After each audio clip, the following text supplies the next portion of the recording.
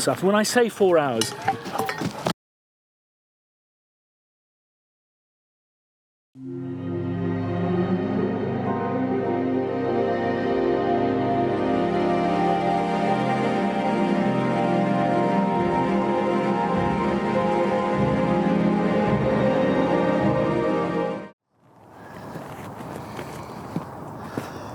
I look forward to the new year every year because it's a time for a bit of a reset, a bit of a rethink, reflection followed by action, so that next year isn't the same as this year.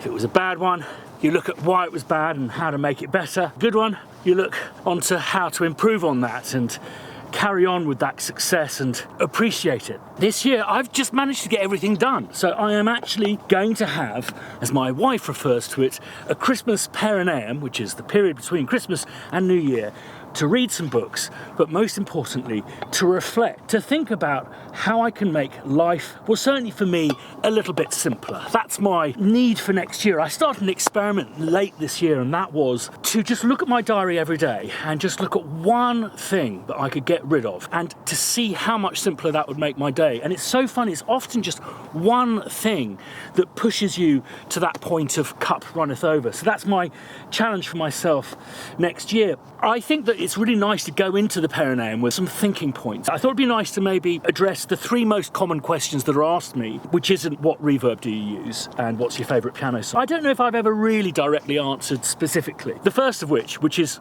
the most asked question, which is learn how to use Logic. I've just got my degree. How do I find work? And I have touched on this in various different vlogs, but I think it's important to understand that there isn't this kind of open marketplace. No matter how unfair you think that is, the job you're being paid to do is that of a head of department, not of that of composing. The director wants you to compose brilliant stuff and do it brilliantly to picture. The producer wants you to deliver a score. Therefore, it is based on experience, that trust. So for me, I think understanding that there isn't this free place where you can go and look up films and TV shows that need scoring. It's not about going and getting an agent. If you're inexperienced and the agency's promising you, great, but you'll probably find they won't get you a huge amount of work. You'll have to find your own leads. For me, it's all about the people that you know. So something to think about next year is, from the thousands of composers I've met, and maybe the 500 odd that are hugely successful, I would say only a tiny proportion of those 500 don't talk about another composer, someone who has been incredibly important in their life. I think it's fair to say, without Stanley Myers, Hans Zimmer would have carved a very different path. Without Hans Zimmer, Harry Gregson Williams would have maybe found a different direction in life. And certainly for me, without Harry Gregson Williams, I never would have become a film composer, I suspect. Or maybe by a different path, or via another composer, my connection maybe with Anne Dudley, for example. You will often find that there will be that big composer, that person who has put their faith and trust in them. Yes, there are some relationships which are based on people meeting directors. Again, meeting people. There are some relationships of people who are successful artists and basically their fans book them. But by and large, the secret to every composer's success is another composer.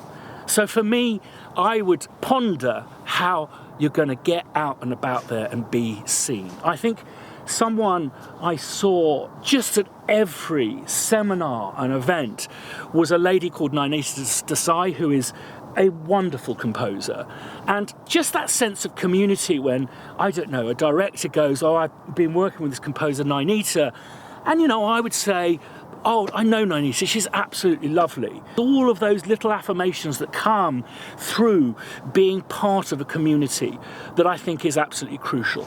The second question that I'm often asked, how to deal with criticism and feedback, negative feedback. And honestly, this is something I've really struggled with over the years, because I simply just didn't know how to process it. My ego would get in the way, I'd become proud, that kind of stuff. And I've managed to break it down, and I've managed to understand the process you must go through and how you must train yourself. Our brain, and I don't know the names of them, it's basically 3 different brains altogether. There's one that grew first, which is the one that gives you the sense of fight and flight. We have little to no control over this, which is why when you hear a car backfire, you jump. You don't choose to jump, it's just your fight or flight being kicked in, your survival mechanism. And that's why, for example, I can't control my paranoia and anxiety and have to take SRIs, and that's why some people go to anger management courses. So I think the first response from criticism, that slight fear that you're on a slightly slippery slope and maybe this job isn't going to go well and you're going to get fired, all of that paranoia, I'm projecting this onto you, that is something that you can't control. However, just like when a car backfires, you can actually feel that cortisol, you can actually feel it draining away. And the first step I would recommend with feedback is to let that primordial response drain. Never ever email your response to your monkey brain, and never ever email when your monkey brain has been stimulated after a few sherbets, wine, beer, that kind of stuff. I've become more of a thrill seeker with feedback now, where I actually get titillated when that email comes through from Reece Shearsmith or Steve Pemberton or a new director I've just started working with. Is it going to be depressing? Is it going to make me upset? Or am I going to go, bloody great, that's fixable? I think it's great to read them, and I think it's great to just think. And I think you may find you get annoyed and the next day you go, oh, you know what? Maybe the science fiction film shouldn't have a harpsichord at that point. The most important thing to remember is it is about helping the director to tell their story, her or his way. And provided what you're doing is help telling the story, then I think you should follow the director's direction. If you feel that it's not helping the story, then that is something maybe you should discuss. And something I think that you should possibly garner experience in. Gently kind of going, I think that I'm going to do this a couple of different ways, the way you've suggested, but I wonder if there's a way that we can also amplify that character's feelings in that scene. So that's the first brain. The second brain is the brain that gives us drive. And I think we're about 50% in control of that. I think you can be given drive. Certainly when I became a dad, I became a lot more driven. And I think that you are born with drive and all of that kind of stuff. And I think that you can use this to satisfy the craftsperson in you. For me, what I've developed is a real drive to be able to revise music so I actually think it's better, not worse than what I sent originally. For me, they're like these little puzzles. I like doing it as quickly as possible, and I love it when it's just that much better. And working with people like Stephen Reece and the amazing directors that they have on Inside Number 9, it is always the case, and my score always gets better.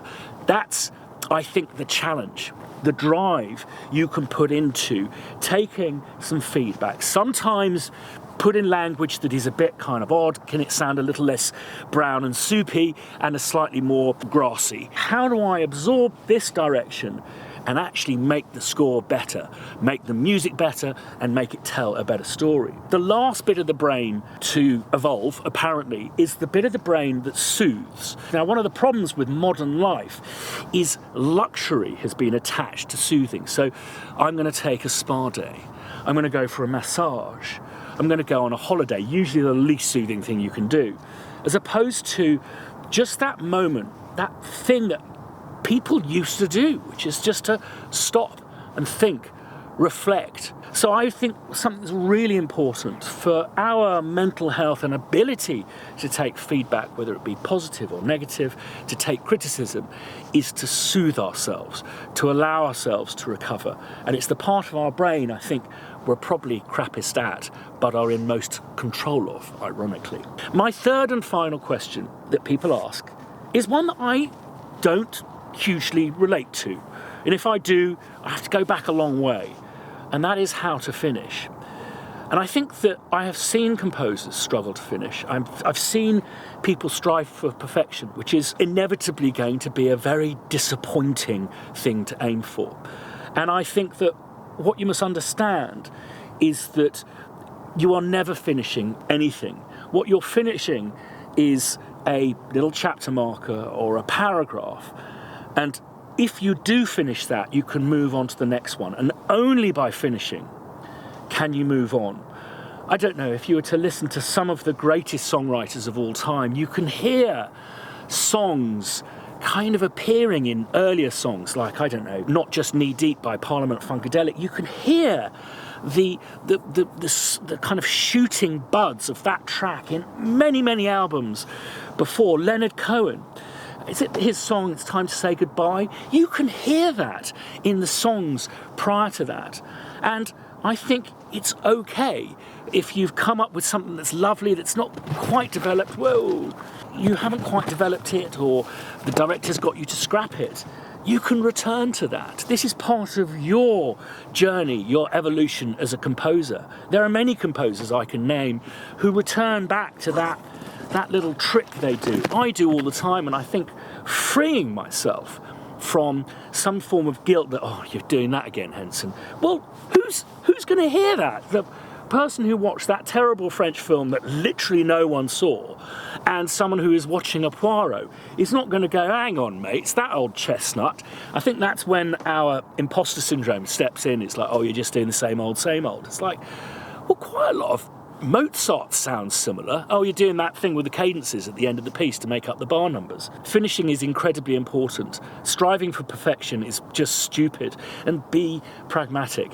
Look at the screen. Look at what's going on. Is there a Jeep exploding? Do you really need to get that harmonic phrase absolutely perfect? Because let's face it, no one's going to hear it. And I guess for me, something that I've really worked out this year that has really, really improved my life is the horrific revelation that I don't actually compose for more than 4 hours a day, regardless of how long I'm at work. So all of those 18-hour days I used to do, total waste of time, because I only really compose for 4 hours a day. So what I do is I arrive in the shed and I do just that. Nothing else. I switch off all of my devices. I don't have the internet connected to my computer, and I just work. And then after that, I can do all of my emails and do some marketing for myself, all of that kind of stuff. All of these parts of being, you know, the CEO of the business that is you, but also dealing with spotting sessions and notes and all of that stuff, planning, session planning. That can all happen away from your studio. Your studio is this magical place where you do magical stuff.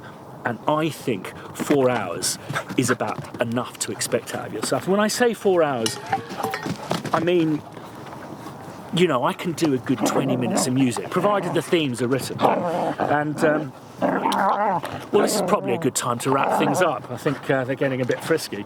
This is going to be a fantastic YouTube video. Some thinking points for the Christmas perineum, and I do hope you do take some time off during the perineum. Jeepers, you guys. I'm going to go and take B to hospital. There's going to be some more videos coming up, so do subscribe if you haven't done already. Ding that bell to be notified the next time I put a video up. I've got some really exciting Christmassy stuff coming up, so do keep an eye on the channel. And yeah, just think about, if you don't want to think about the stuff I've raised, think about maybe what you're going to think about during the perineum before the new chapter that is the new year. Lots of love and see you next time.